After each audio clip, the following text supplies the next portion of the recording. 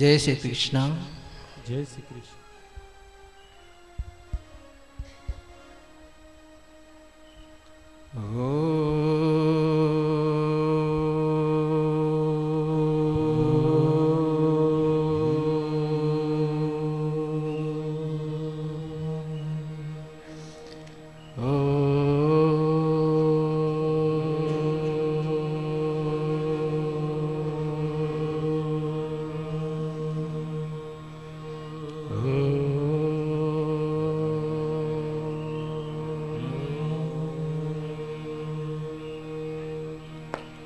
वसुदेवसुतं देवं कंसचाणूरमर्दनं देवकी परमानन्दं श्रीकृष्णं वन्दे जगद्गुरुम् अखण्डमण्डलाकारं व्याप्तं येन चराचरं तत्पदं दर्शितं येन तस्मै श्री गुरवे नमः।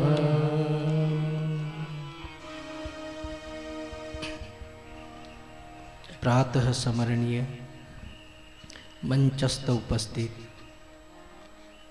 परम आदर्श आचार्य महामंडलेश्वर स्वामी जी हरिद्वार से पधारे, राजस्थान से पधारे हमारे परम पूज्य आचार्य स्वामी जी, ओंकारेश्वर से पधारे हमारे महामंडलेश्वर स्वामी जी एवं मंचस्थ समस्त उपस्थित महापुरुष संत समाज को दंडवत प्रणाम करते हुए दो शब्द पूज्य बाबू जी के चरणों में अर्पित करेंगे। जय श्री कृष्ण। जय श्री कृष्ण। 2 मिनट कीर्तन करेंगे। हरे राम राम राम हरे हरे, हरे कृष्णा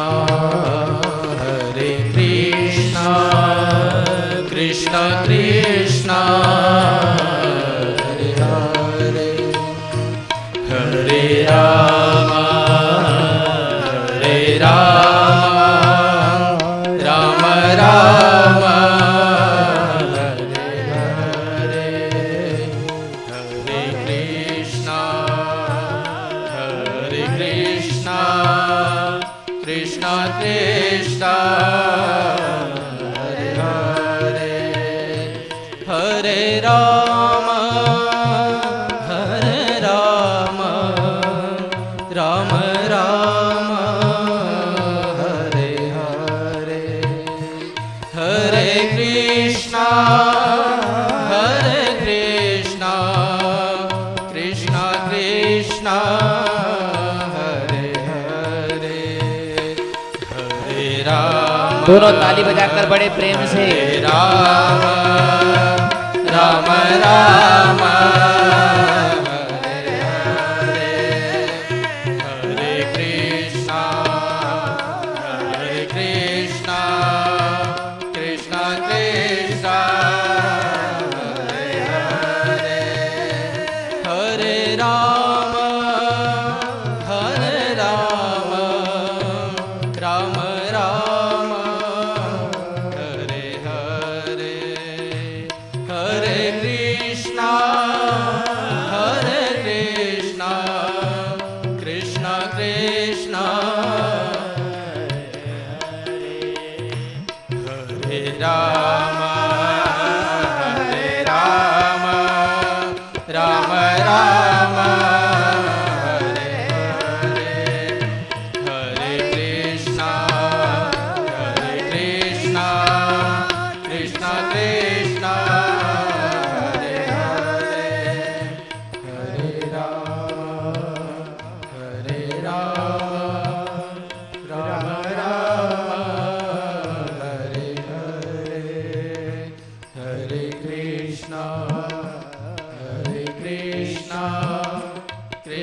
कृष्ण हरे हरे।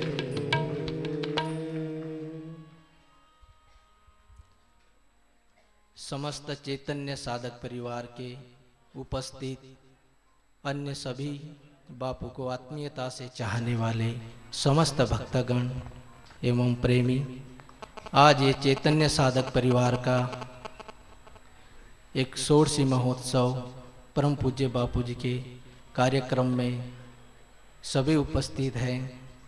केंद्रीय समिति के, चैतन्य साधक परिवार के केंद्रीय समिति, राज्य समिति, जिला समिति, तहसील समिति एवं ग्राम समिति के समस्त कई राज्यों से पधारे हुए समस्त भाई एवं माताएं उपस्थित हैं।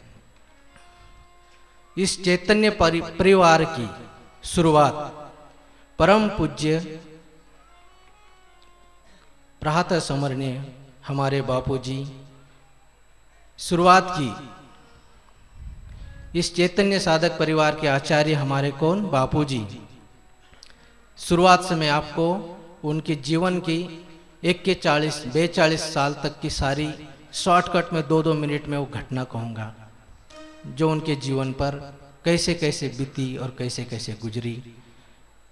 हमारे बापूजी इस पाल क्षेत्र, एक छोटा सा ग्राम सातपुड़ा पर्वत में बसा हुआ, दंडकारण्य भी बोलते इसे। यहाँ पर जब परम पूज्य बापूजी का जन्म हुआ तो बुजुर्ग लोग कहते थे कि 30-35 घर की बस्ती थी यहाँ पर। इतना छोटा सा ग्राम था और चारों ओर जंगल ही जंगल, झाड़ी ही झाड़ी थी। ऐसे वातावरण में ऋषि मुनि से सेवित इस पावन भूमि में परम पूज्य बापूजी एक महान आत्मा के रूप में प्रकट हुए, जिनका जन्म 15 अगस्त 1968 में हुआ। पूज्य बापूजी का जन्म 15 अगस्त 1968 में हुआ।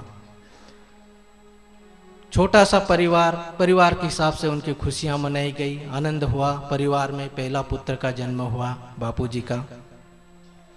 और ऐसी परम महान आत्मा जो जन्म जन्म से संस्कारित रहती है, एक छोटा सा खेड़ा, साधु नाम की चीज जहां कुछ पता ही नहीं, साधु किसे बोलते शब्द भी इधर पता नहीं था। उस समय 30-35 घर की बस्ती थी इधर। ऐसे समय में एक ऐसी दिव्य संस्कारी आत्मा का यहाँ प्राकट्य हुआ इस देह में, जिनका नाम लेना उचित नहीं होगा, हमारे गुरुजी हैं। 7 साल की आयु से ही बापूजी का नाम स्कूल में डाल दिया गया। 1-2 साल बड़े मुश्किल से पढ़ते रहे, पर जन्म जन्म के संस्कार होने के कारण अपने आप ही उनमें ऐसे भक्ति के संस्कार जगे, वो मिट्टी की छोटी छोटी मूर्तियां बनाने लगे, मिट्टी के वीणाएं बनाने लगे और भजन गाने लगे अपने आप ही। जहाँ परिवार में वैसे कुछ संस्कारी लोग भी नहीं थे, फिर भी मूर्ति बनाना, आरती पूजा करना, भगवान का नाम लेना, ऐसा उनका क्रम 8 साल की आयु से शुरू हो गया। और पिताजी का व्यवहार उनके साथ बचपन से ऐसा कठोर जैसा रहा, ईश्वर की इच्छा ही होगी। बापूजी को पिताजी की ओर से प्रेम ही नहीं मिलता था। जैसे प्रहलाद जी को हिरण्याकश्यप जी कैसे करते थे, उसी प्रकार के वातावरण की स्थिति थी यहाँ पर। बापूजी जब भक्ति करने लगे तो पिताजी उनको डांटते थे, क्या करते हो, ये ठीक नहीं है। मारपीट भी बहुत करते थे। और बापूजी 8-9 साल की आयु में उनको एक भाव समाधि का वो होने लग गया। भाव समाधि किसे कहते हैं, 7-8 साल के बच्चे को क्या समझेगा, परंतु बापूजी को 8-9 साल की आयु में भाव समाधि लग जाना, आरती करते करते मूर्छित हो जाना और गिर जाना। फिर उनको एक ऐसी गहरी शांति अवस्था का अनुभव होता था कि सारी ऊर्जा कहीं सिमट कर एक कहीं जगह स्थित हो गई है मस्तिष्क में, और वहाँ वो एक निश्चल संकल्प विकल्प से परे होकर एक आत्मानंद की अनुभूति करते थे। ऐसी अवस्था में उनको पता ही नहीं था कि मुझे क्या होता है, लेकिन वो आत्मा के गुण, जन्म जन्म के संस्कार। 9 साल की आयु में बापूजी स्कूल पढ़ने लग गए। कभी जाना आना, स्कूल में अभ्यास क्रम छोड़कर बापूजी कभी राम नाम लिखते थे, कभी भजन लिखते थे, कभी भजन गाते रहते थे। सर लोग पीछे से आकर डांटे मारे और गाली भी बोले बापूजी को, तो वो कुछ ध्यान नहीं देते थे। ऐसी अवस्था में परम पूज्य बापूजी एक दिव्य भाव भरी भक्ति परमात्मा श्री रामदेव जी की करने लग गए और बापूजी को 3 प्रकार की अनुभूतियां शुरू हुई। एक स्वप्न जगत की अनुभूति, एक ध्यान जगत की अनुभूति और एक खुले आंख दर्शन होने की अनुभूति। ऐसे बापूजी को 3 प्रकार की अनुभूतियां होती थी। स्वप्न में उनको बहुत प्रत्यक्ष अनुभव होते थे भगवान श्री रामदेव जी के। भगवान श्री रामदेव जी को अपने बापूजी क्या मानते थे? परम सदगुरु। मेरे जीवन के संपूर्ण आधार कौन? परम सदगुरु भगवान श्री रामदेव जी। और बचपन से ही उनको ऐसे संकेत मिलते रहे। जब उनकी आयु 8-9 साल 10 साल की थी तभी उनके सपने में ऐसी अनुभूति हुई। कहीं गांव के माताएं ऐसे सोचने लगी, पहले छोटे उम्र में शादी होती थी, तो एक माता ने ऐसा कहा, माता ने, कि इस बच्चे की शादी हमारे परिवार में कर दो, बोले बापूजी की छोटे आयु में। तो बापूजी को बड़ा अटपटा लगा कि ये क्या बात कर रहे हैं ऐसे। तो उसी रात बापूजी को एक स्वप्न जगत में अनुभूति हुई। भगवान श्री रामदेव जी घर के बाहर खड़े हैं और मैं सपने में शादी करके आ गया और आग के पास थोड़ा बैठा हूँ, ठंडी के दिन है, और बाहर से आवाज आई, अरे बेटा तू शादी कर लिया। तो शर्म के मारे बापूजी कुछ बोले नहीं। तो ऐसा संकेत उनको मिला कि बेटा शादी करेगा ना तो तू जल्दी चला जाएगा, मर जाएगा, बोल टिकेगा नहीं। ऐसा उनको अनुभव स्वप्न में हुआ। तब से वो एकदम उठकर ऐसा सोच लिया कि मैं आजीवन भर नैष्ठिक ब्रह्मचारी का पालन करूंगा। उसी समय से उनका संकल्प हुआ। फिर ऐसी स्थिति में परम पूज्य बापूजी फिर 11 साल की आयु में बापूजी का ऑपरेशन 1979 में परम पूज्य बापूजी का अपेंडिक्स का ऑपरेशन हुआ 11 साल की आयु में। उस समय भी बापूजी की ऐसी स्थिति थी कि मरते मरते बचे। उस समय भी बापूजी, उस समय 30-35 साल पहले अपेंडिक्स का ऑपरेशन थोड़ा वही था, इतना उसका रिसर्च नहीं था। तो 11 साल की आयु में परम पूज्य बापूजी का क्या हुआ? अपेंडिक्स का ऑपरेशन। यदि गहराई से सोचे जाए मेरे भाई बहनों, तो महापुरुषों का जीवन है ना, एक संघर्ष से ही भरा हुआ दिखाई देता है। बड़े बड़े महापुरुषों का जीवन देखो कैसा संघर्षमय, कैसा तपस्यामय बीतते जाता है। बहुत कठिनाई सहन करनी पड़ती। हमारे बापूजी का जीवन बचपन से ही ऐसा रहा। 11 साल की आयु में कुछ हुआ और अपेंडिक्स का ऑपरेशन आ गया। उस समय भी बड़े मुश्किल से उससे निपटे। फिर परम पूज्य बापूजी 11 साल की आयु में इस टेकरी पर कभी कभी बीच बीच में आते रहते थे, जहां आज समाधि का स्थान है पूज्य बापूजी का। वहां पर एक शिवलिंग प्राचीन था और एक तुलसी का पौधा सदा हरा भरा रहता था। स्कूल पढ़ते समय बापूजी वहां आया करते थे और वहां बचपन से ही ऐसा आकर्षण था कि बापूजी वहां पर दिन भर स्कूल पढ़ने के बाद वहां आकर बैठते थे।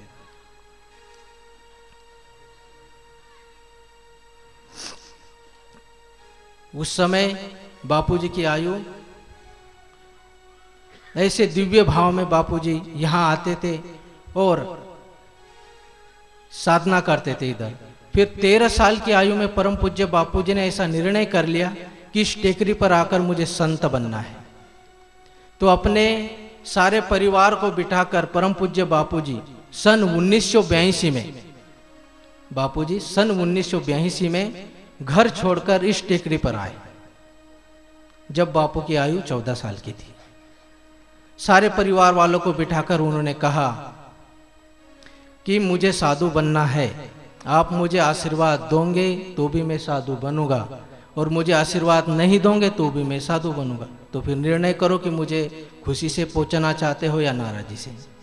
परिवार वालों ने, बचपन से एक ऐसा आत्मा का पावर था उनका कि उनके सामने कोई बोल ही नहीं पाता था कि आप जो करे वही सही। तो 14 साल की आयु में 1982 में परम पूज्य बापूजी इस टेकरी पर आए और अपने दादाजी से कहा कि मुझे 2-4-5 छोटे छोटे बांस की कुटी बना दो आप, मैं कभी कभी यहाँ आकर ध्यान साधना करूँगा। दादाजी सहजता से बना दिए, परंतु उनको पता नहीं कि ये जाकर वहीं बैठ जाएंगे। बड़े खुशी के साथ बापूजी को 1982 में यहाँ लाकर सारे गांव वाले भजन कीर्तन के साथ बापूजी को यहाँ 1982 में, तब से इस आश्रम की स्थापना हुई। छोटे से शून्य से निर्माण किया है परम पूज्य बापूजी ने। यहाँ कोई गादी परंपरा नहीं है या इसके आगे कोई उनके गुरु महापुरुष हुए, ऐसा इस जगह नहीं। यहाँ तो उन्होंने शून्य से ही निर्माण किया है। छोटी सी टेकरी पर एक पानी का घड़ा, एक गिलास, एक छोटी सी तपेली, एक जरा सी झोपड़ी, इधर उधर जंगल का एरिया, सांप बिच्छुओं का भरा हुआ, इधर इसको शमशान भूमि भी बोलते थे। इस टेकरी पर जब भी कहीं खोदकाम होता है तो 5-6 फीट नीचे खोदे कि हड्डी का ढांचा निकलता है, अभी भी निकलता है। तो सब लोग बोलते थे कि छोटा सा महाराज है, कहीं मरा जाएगा, ये शमशान भूमि है। फिर भी परम सदगुरु की कृपा से इतने निर्भीक और इतने निडर थे बापूजी कि उस अवस्था में भी वो यहीं अकेले रहते थे और रात में अकेले ध्यान भजन करते थे, मस्ती में रहते थे। उसी समय यहाँ पर परम पूज्य बापूजी को ज्योतियों के अनुभव भी होते थे, ध्यान साधना करते समय भी और भजन कीर्तन करते समय भी। तो ये स्वयं बापूजी के मुंह से सुनी हुई बात है, इसमें या कोई बनावटी या कोई ये ढकोसला जैसी बात नहीं। उन्होंने स्वयं ने कहा है कि भजन कीर्तन में बापू इतने मस्त हो जाते थे कि लोगों को ऐसी ज्योतियों के भी दर्शन होते थे और उनको ऐसा भावावेश आता था कि बुजुर्ग लोग उनको बापूजी कहने में बिल्कुल संकोच नहीं करते थे। ऐसे लाड़ से बोलते थे कि जैसे बाप के सामने बैठे बोल रहे हैं। ऐसी पुरातन और सबका लाड़ प्यार करने वाली ऐसी महान आत्मा बापूजी। जब उनको ऐसी साधना की अनुभूति होने लग गई 14 साल की आयु में ही, फिर परम पूज्य बापूजी 1984 में यहाँ पर एक छोटी सी गौशाला का निर्माण की। गाय सेवा परमात्मा करते थे और गाय एक मनुष्य की एकदम निकट का मित्र प्राणी होने से और सारा उनका दूध, छाछ, मक्खन सभी शरीर को आयुर्वेदिक हिसाब से भी, वैज्ञानिक हिसाब से भी और आध्यात्मिक हिसाब से भी मनुष्य का निकट का पशु है। इसलिए बापूजी उनको दोनों तरीके से गाय सेवा का भी वो किए 1984 में। फिर परम पूज्य बापूजी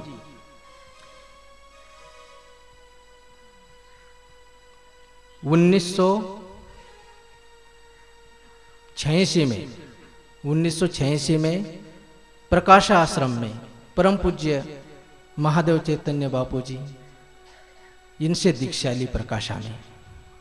जब उनकी आयु परम पूज्य बापूजी की 18 या 19 साल की थी, तभी वहाँ पर दीक्षा ली। और दीक्षा लेने का भी उनका एक बड़ा सुंदर सा वो है चमत्कारिक। बापूजी दीक्षा लेने के लिए गए तो वहाँ डोंगरे जी महाराज जी की कथा चल रही थी और बापूजी के मन में संशय है कहीं इस महापुरुष के पास रिद्धि सिद्धि तो ना हो, इतना बड़ा तामझाम कैसा क्या है इनका। तो बापूजी ऐसे स्नान करके तापे किनारे जप कर रहे थे तो अचानक उनके हाथ में की माला टूट गई।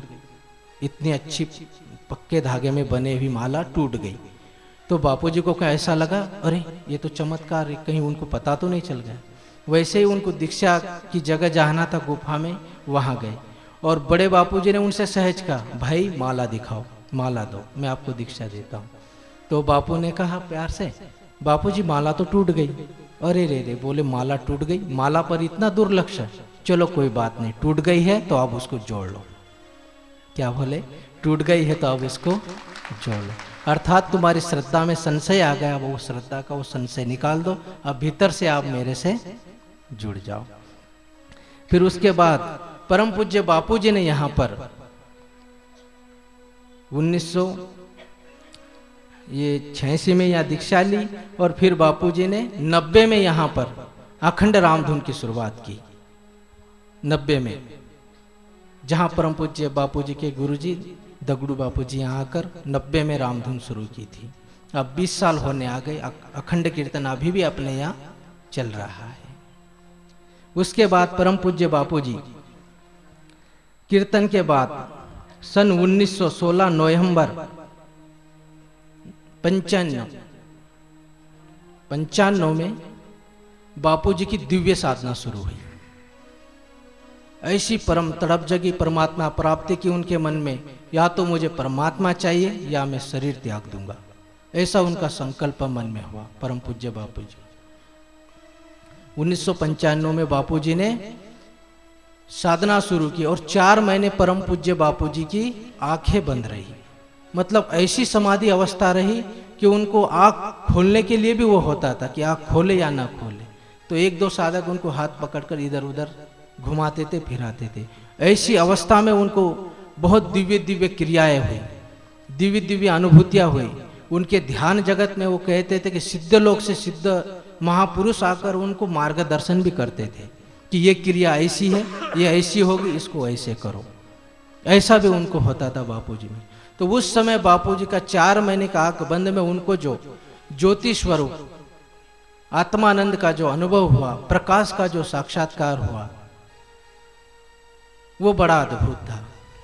उस साक्षात्कार में परम पूज्य बापूजी ने अपने जीवन के संपूर्ण विशेष रहस्य को जान लिया और वो इस जगह पहुंच गए कि अहम ब्रह्मास्मि, वो जो है वो मैं ही हूं।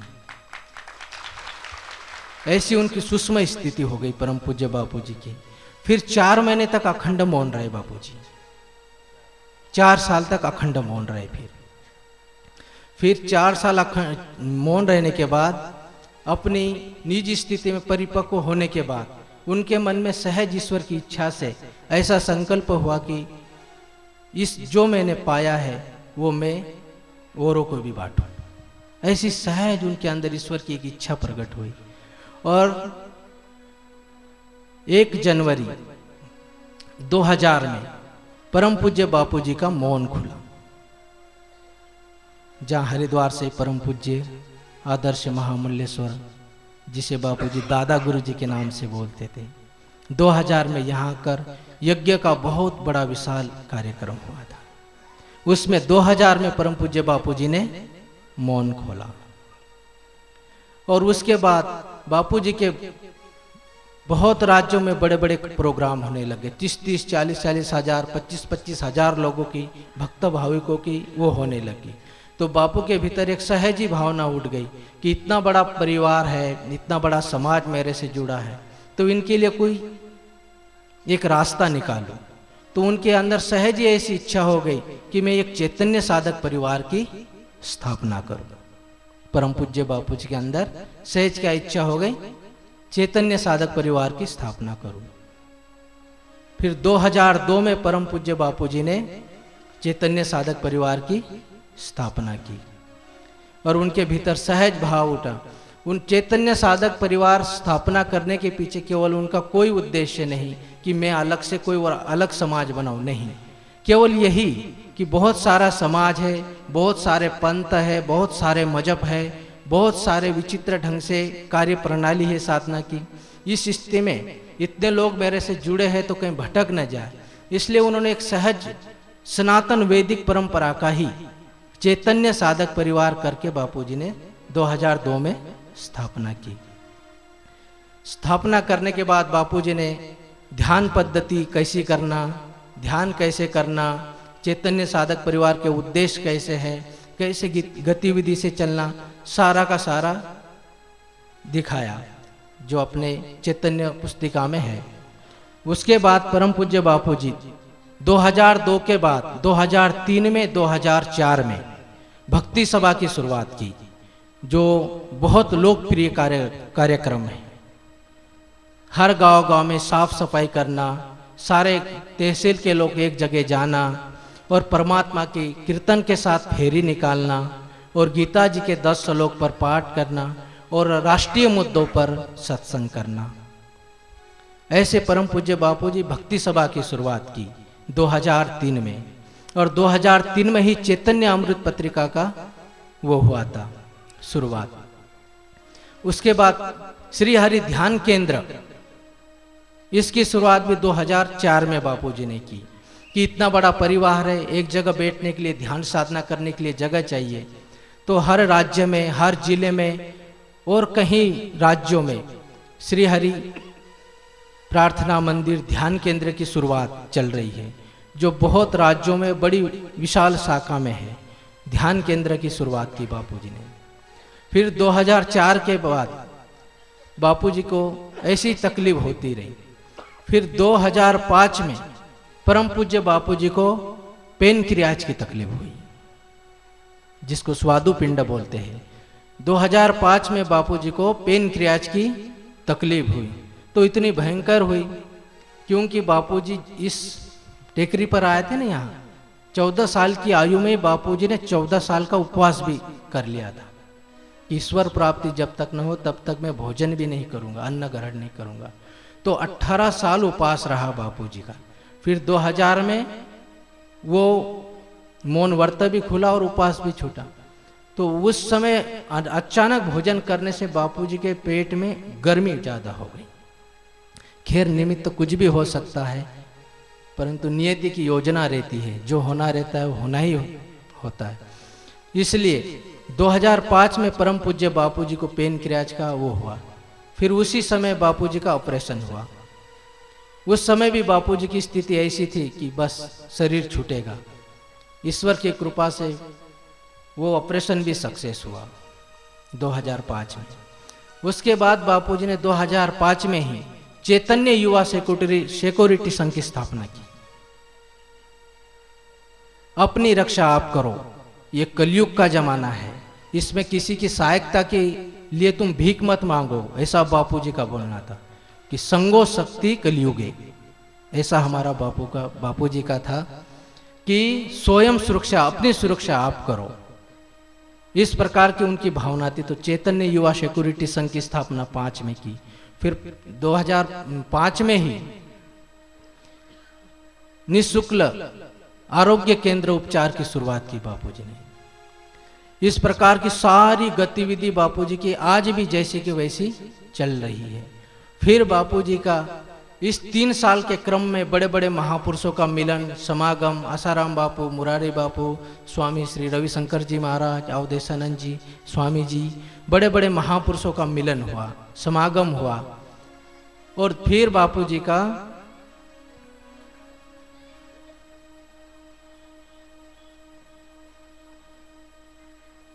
2008 में चैतन्य गुरुकुल की स्थापना की। 16 जून 1908 में बापूजी ने चैतन्य गुरुकुल की स्थापना की। और चैतन्य गुरुकुल की स्थापना के बाद 2-3 महीने बाद ही परम पूज्य बापूजी को फिर से वो बीमारी जो पेनक्रियाज की थी वो फिर से हो गई। वो बीमारी एक बहुत खतरनाक साबित हुई, जो श्री रामकृष्ण परमहंस को थी, महर्षि रमन जी को थी। बापूजी को 2008 में इस बीमारी को 20 अगस्त 2008 में इस बीमारी का पता चला पूना के यहाँ, पूना डॉक्टर के यहाँ, पूना में। उस समय से बापूजी को 16 महीने बाकी थे उनके पास। तब से बापूजी अपने चैतन्य साधक परिवार के समस्त भक्तों और परिवारों को ऐसे मजबूत करते करते करते ले आए। 16 महीने में सबकी मानसिक स्थिति ऐसी बना दी कि अंतिम समय तक बापूजी ने ऐसा किसी को समझने नहीं दिया कि मैं जा रहा हूं करके। सबको सहजता से बोलते थे, शरीर नश्वर है, एक दिन जाना है, हो सकता है ईश्वर की इच्छा क्या है क्या नहीं है। भक्त लोग बोलते, बापू आप क्या बोल रहे? कुछ नहीं, मैं ऐसा सहज बोल रहा हूं। फिर बापूजी के हाथ से अपनी समाधि की जगह वही नियुक्त करके गए। ब्रह्मचारी साथ में घूमते थे, तब बापूजी बोलते थे, अरे ऐसा करना, यहां पर समाधि का वो कर देना। तो ब्रह्मचारी अचानक चौंक जाते कि बापूजी आप ऐसे क्या बोल रहे हो? तो बापूजी बोले, अरे मैं कहीं नहीं जाऊंगा, यहीं रहूंगा। पर एक ऐसा विचार आया, भाई कभी ऐसा हुआ तो, ऐसे टाल देते थे। और समाधि की जगह भी नियुक्त कर दी बापूजी ने। फिर यहां से बापूजी अपनी ध्यान साधना के लिए चारुकेश्वर आश्रम में गए। और वहां पर फिर बापूजी का शरीर 25 दिसंबर 2009 को 25 दिसंबर 2009 को शाम के 7:15 बजे अपनी इस देह का त्याग किया परम पूज्य बाबू जी।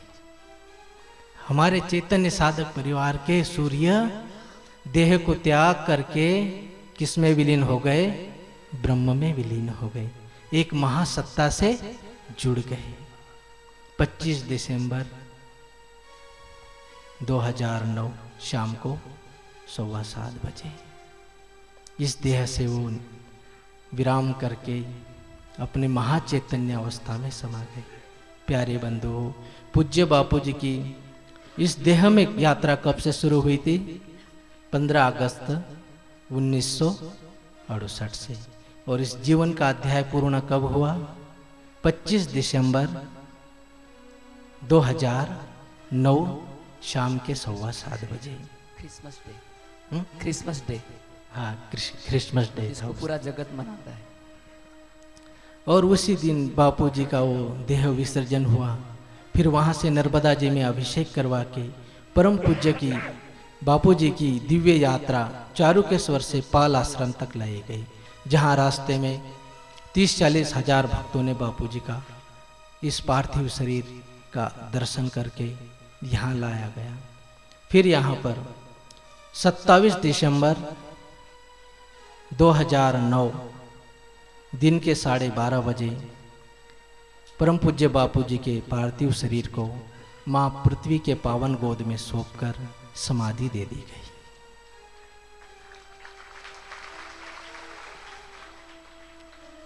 ऐसी महान परमात्मा को श्रद्धांजलि देने के लिए दूर दूर से पधारे हमारे महान संत महापुरुष, जो बापू जी के अत्यंत प्रेमी और घनिष्ठ मित्र जैसे सभी थे।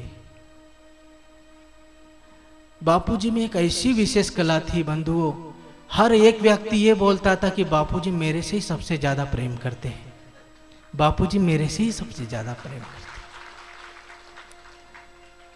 हैं। भक्ति का बीज बोकर एक ऐसा दिव्य महापुरुष हमारे बीच से शरीर से गए हैं। उनकी आत्मा तो हमें व्याप्त हो गई, ये निश्चित समझो। शरीर से हमसे दूर चले गए हैं। एक बहुत बड़े विद्वान महापुरुष थे, वो सत्संग कर रहे थे ना, मैं आपसे पहले भी बोला था, सत्संग कर रहे थे, अहम ब्रह्मास्मि तत्वमसि, ईश्वर आत्मा अमर है, आत्मा मरती नहीं, ऐसा ऊंचा ऊंचा ज्ञान बोल रहे थे। और अचानक उनको पता चला स्टेज पर ही कि आपके गुरुदेव शरीर छोड़ दिए, तो वहीं फूट फूट कर रोने लग गए, वहीं बैठे बैठे खूब रोने लग गए। भक्तों ने कहा आप रोते क्यों हो? स्वामी जी अभी तो आप आत्मा का ज्ञान दे रहे थे मुझे। उन्होंने कहा अरे पागलो, वो आत्मा अमर है मैं अच्छी तरह जानता हूँ, वो महान आत्मा है मैं अच्छी तरह जानता हूँ, लेकिन जिस देह में वो उस आत्मा ने मुझे प्यार दिया, अनुशासन दिया, माता जैसा प्यार दिया, पिता जैसा अनुशासन दिया, गुरु जैसे मेरी आध्यात्मिक उन्नति की, मुझे डांटा, मुझे लाड किया, ऐसी परम लाडली प्यारी आत्मा इस देह से आप चली गई। और ये देह का इसके बाद मुझे अभी दर्शन नहीं होगा, इसलिए बोले मुझे रोना आ रहा है। रोना क्यों आ रहा है मुझे? कि ये देह जो है अब मुझे कभी दिखाई देगी नहीं। हमारे बापूजी निश्चित आत्म रूप से हमारे भीतर है, परंतु वो देह अभी हमको दिखेंगी क्या? नहीं दिखाई देंगी। वो तो ओझल हो गई ना हमारे आंख से, जिसमें वो प्रवेश करके हमें ज्ञान देती थी। ऐसी महान आत्मा एक सातपुड़ा पर्वत में छोटे से ग्राम में प्रकट होकर कैसे साधारण लोगों को ज्ञान दिया। समझदार को समझाना तो सबके लिए आसान है, परंतु जो ना समझे उसको समझाना कितनी बड़ी बात है। आदिवासी क्षेत्र इधर का जो पशु पक्षी भूज कर खाने वाले लोग, आदिवासी बंधु लोग, वो सहज यहाँ आकर बोलते थे बापू से, बापू जी हमको माला लेना है रे, उनकी भाषा में, अरे यार माला लेना है रे हमको। ऐसे उनको कोई पता ही नहीं कि महापुरुष क्या होते, सहज भाव से हमको माला लेना है।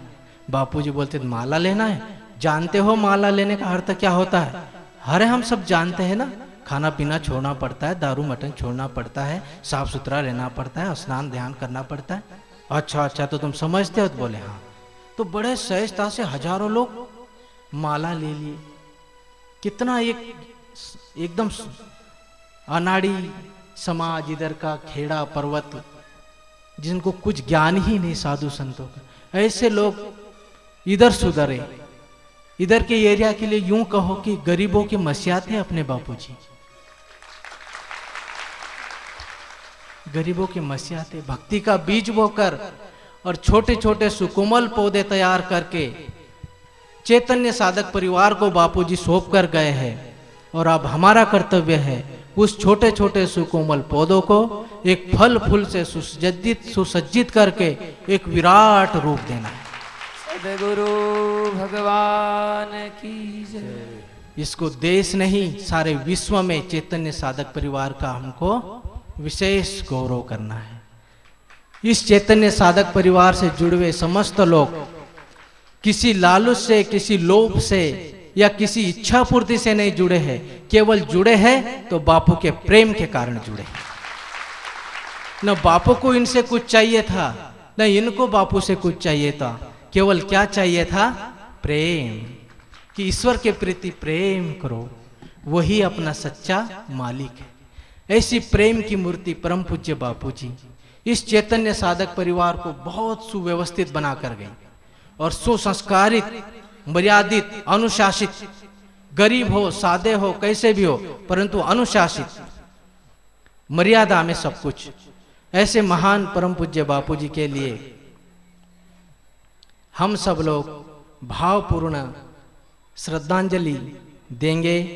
उसके पूर्व उनके स्वागत में, उनके भावपूर्ण श्रद्धांजलि में अपन एक छोटा सा मीठा सा पद गाएंगे जो बापूजी को बहुत। आलोट के आजा गुरुदेव, तुझे तेरे लाल बुलाते हैं। आलोट के आजा गुरुदेव, तुझे तेरे लाल बुलाते हैं। आलोट के आजा गुरुदेव, तुझे तेरे लाल बुलाते हैं। तुझे रो रो पुकारे मेरे नैन, तुझे रो रो पुकारे मेरे नैन, तुझे तेरे लाल बुलाते हैं।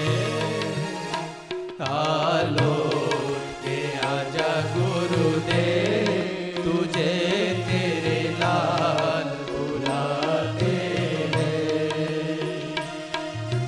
आँखों के आंसू सूख गए हैं, आकर दरस दिखा दे। आँखों के आंसू सूख गए हैं, आकर दरस दिखा दे। कब से खड़े हैं दर पर तेरे, आकर तू दरस दिखा दे।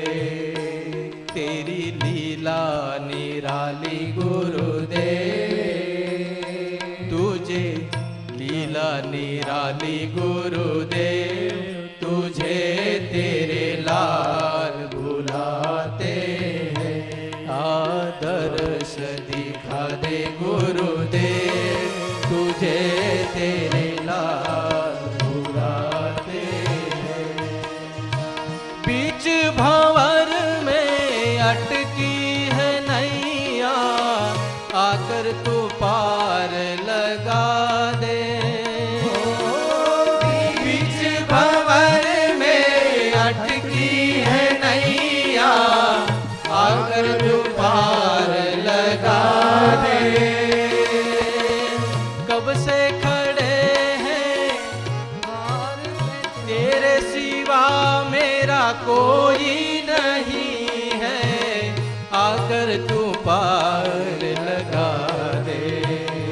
क्यों देर लगाते गुरुदेव, तेरे लाल बुलाते हैं। आदर्श दिखा दे गुरुदेव, तुझे तेरे। हे गुरुदेव, आत्म रूप से हमारे भीतर आ जाओ, शरीर से नहीं। दिखा दे गुरुदेव, तुझे तेरे लाल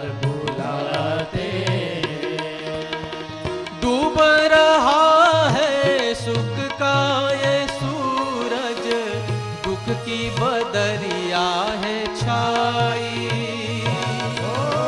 डूब रहा है सुख का ये सूरज, सुख की बदरिया है छाई। उजड़ गई जीवन की ये बगिया, मन की कली मुरझाए। उजड़ गई जीवन की ये बगिया, मन की कली मुरझाए। निराली गुरुदेव करे बिनती साधक परिवार, तुझे तेरे लाल बुलाते हैं। आलोक के आजा गुरुदेव, तुझे तेरे लाल बुलाते हैं। वैसे तो तुम हो मन में हमारे, आंखें नहीं मानती है। वैसे तो तुम हो मन में हमारे, आंखें नहीं मानती है।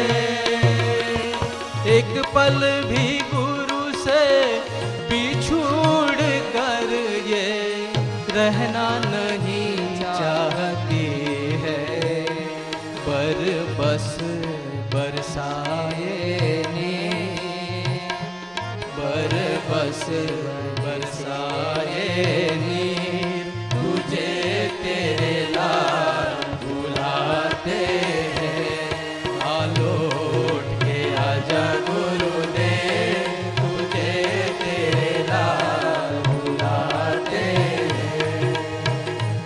ये प्रसंग वैसा ही है। भागवत की कथा में महाराज परीक्षित के सामने भगवान सुखदेव जी बाल यतीम बेटे हैं। जो संसार ने महाराज परीक्षित को जीवन भर में नहीं दिया, वो सदगुरु ने केवल 7 दिन में ही दे दिया। संसार ने जीवन भर महाराज परीक्षित को जो नहीं दिया, वो सदगुरु ने वो परम सुख, परम शांति, परम आनंद, अद्वैत आनंद अपने आप में जगाकर केवल 7 दिन में ही दे दिया। ऐसे सदगुरु के लिए आंख में आंसू क्यों नहीं होने चाहिए?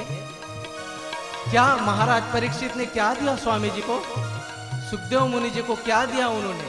वो तो ढंग से सेवा भी नहीं कर पाए उनकी। फिर भी ऐसे परम उदार सदगुरु बिना किसी लोभ के, बिना किसी लालच के, निस्वार्थ भाव से महाराज परीक्षित को अपनी आत्मानंद की स्थिति में स्थापित कर दिया। स्वामी विवेकानंद की बुद्धि ने त्याग तर्क से जो उनको नहीं दिया, वो स्वामी रामकृष्ण परमहंस ने जंगा का स्पर्श करते ही उस परम सुख का दान कर दिया। ऐसे सदगुरु के लिए क्यों नहीं मन में आश्रु नहीं आएंगे क्या? ये आश्रु मोह के नहीं, ये आश्रु किसी स्वार्थ के नहीं, ये आश्रु तो आनंद के है, आनंद के, भक्ति के आंसू है। स्वागत करना चाहिए ऐसे महापुरुषों का। स्वामी मुक्तानंद को गणेशपुरी के स्वामी नित्यानंद जी शक्तिपात द्वारा अपने आंखों से ऐसी साधना जगाई, ऐसी चित्ती शक्ति जगाई कि उनको अपने जीवात्मा से एक परमात्मा में स्थापित कर दे। ऐसे सदगुरु के लिए शिष्य के मन में परम भाव नहीं आएगा।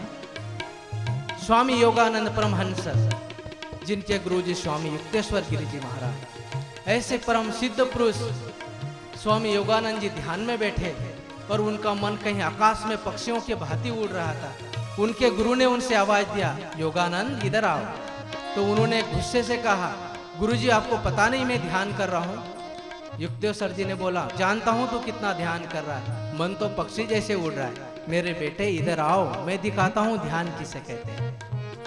योगानंद जी को पास में बुलाया और हृदय पर 3 बार थपथपाया और उसे जीवात्मा से अपने वास्तविक स्थिति, अद्वैत स्थिति में, शाश्वत सुख में स्थापित कर दिया। महाराजा जनक को राज वैभव के रेशमी वे वस्त्र बिछोने ने जो नहीं दिया, वो स्वामी अष्टावक्र जी महापुरुष ने घोड़े के रकाब में पैर डालते डालते उस परम तत्व का अनुभव करवा दिया। ऐसे परम सद्गुरु के लिए हृदय में क्यों नहीं भाव जगेगा। महाराज परीक्षित परम भाव में स्थित होकर ध्यान में अपने आत्मानंद की स्थिति में जाते हैं और सामने सद्गुरु बैठे हैं। आंख खोलकर देख लेते कि मेरे सद्गुरु मेरे सामने हैं और भीतर से एक करुणा आती है कि ऐसे सद्गुरु मेरे से बिछुड़कर चले जाएंगे, आप क्या मैं इसे छोड़ दूंगा। ऐसे ही परम पूज्य हमारे बापूजी भगवान श्री रामदेव जी की परम कृपा से उनको जो ज्योति स्वरूप के अनुभव हुआ और वो आत्मानंद की अनुभूति की, वो हमारे चैतन्य साधक परिवार के लिए लुटा कर चले गए। ऐसे सद्गुरु के लिए भाव भीना श्रद्धांजलि के रूप में जरूर एक महाती माँ, हमारी महाती वो माँ परीक्षित महाराज जैसे महान भाव ने लिखा, एक मत लिखना गुरु का बिछुड़ना, एक मत लिखना गुरु का बिछुड़ना, एक मत लिखना गुरु का बिछुड़ना, एक मत लिखना गुरु का बिछुड़ना। चाहे तू सारा संसार लिख दे, चाहे तू सारा संसार लिख दे, मेरे हृदय अंदर सद्गुरु का प्यार लिख दे, मेरे हृदय अंदर सद्गुरु का प्यार लिख दे। बंधुओं, ऐसे महान हृदय ने कहा कि संसार का सारा दुख वैभव मेरे इसमें कर दे, परंतु मुझे मेरे सद्गुरु से बिछुड़ना नहीं लिखना। ऐसे परम सद्गुरु के लिए समस्त चैतन्य साधक परिवार के ब्रह्मचारी, समस्त चैतन्य साधक परिवार के राज्य समिति से लेकर तो ग्राम समिति तक के सभी लोग परम पूज्य बापूजी को हम भावपूर्ण श्रद्धांजलि अर्पित करेंगे। समस्त ब्रह्मचारी की ओर से, समस्त संप्रदाय की ओर से, समस्त पंथ मजहब की ओर से सभी बापू के प्रेमी थे। सभी मिलकर हम परम पूज्य बापूजी को एक भावपूर्ण श्रद्धांजलि देंगे। उसके पूर्व बापूजी के 2 शब्द थे आचार संहिता पर लिखे हुए, चैतन्य साधु ब्रह्मचारियों की नियमावली पर लिखा है बापूजी ने। क्या मीठे 2 शब्द उन्होंने लिख कर गए हमारे लिए। इस प्यार की नगरी में खुश रहना मेरे यार। क्या बोले बापूजी, इस प्यार की नगरी में खुश रहना मेरे यार, भूल न जाना प्यारो, अमर रहेगा मेरा प्यार। बापूजी क्या लिख कर गए, उनको पता था कैसे होने वाला। इस प्यार की नगरी में खुश रहना मेरे यार, भूल न जाना प्यारे, अमर रहेगा मेरा प्यार। हम सभी चैतन्य साधक परिवार के ब्रह्मचारी, चैतन्य साधक परिवार के अन्य सभी प्रेमी भक्त लोग परम पूज्य बापूजी को भावपूर्ण श्रद्धांजलि के साथ कहते कि हे बापूजी,